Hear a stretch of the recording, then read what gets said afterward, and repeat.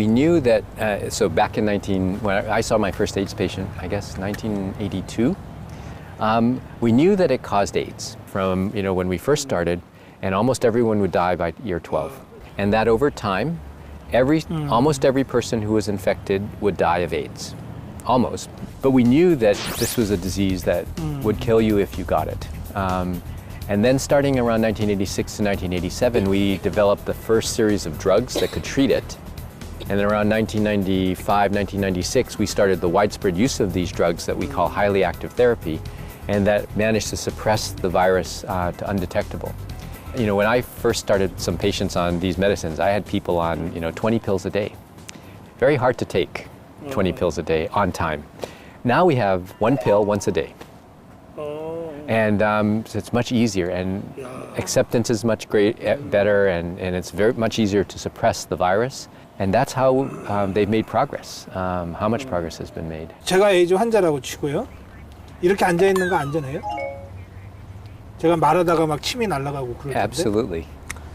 It's absolutely safe. And so it's funny because when I used to teach Sunday school, 네. Can you get AIDS from touching someone? No. Can you get AIDS from a drinking fountain? No. Would you drink from a drinking fountain that an AIDS person had just used? No. But that's not the answer. The answer is it shouldn't be a problem. But, they were being honest, which is a good thing. But there is a lot of fear of diseases that are, at that point, untreatable. 전염되지는 않지만 나도 하기는 싫다?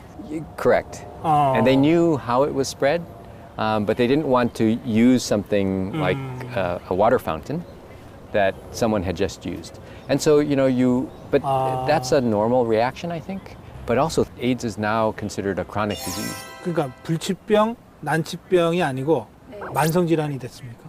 And right, and so well-treated HIV infection, given the way the drugs work now, it could be the case that we will have people who are in their 70s and 80s who have had HIV for 50 years.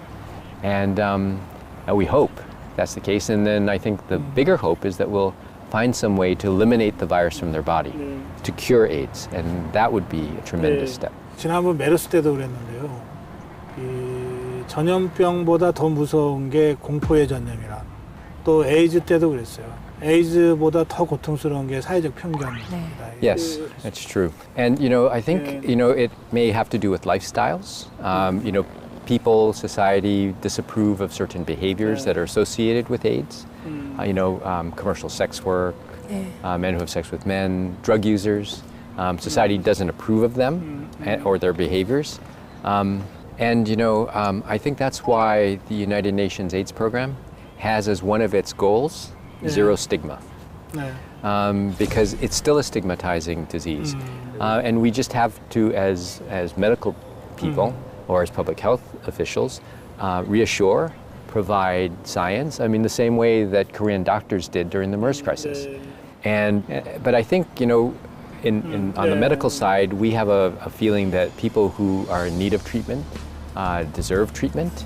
And many of the people in Africa or elsewhere in the world, we treat their HIV regardless of how they acquired it. 총장님의 빨간 날은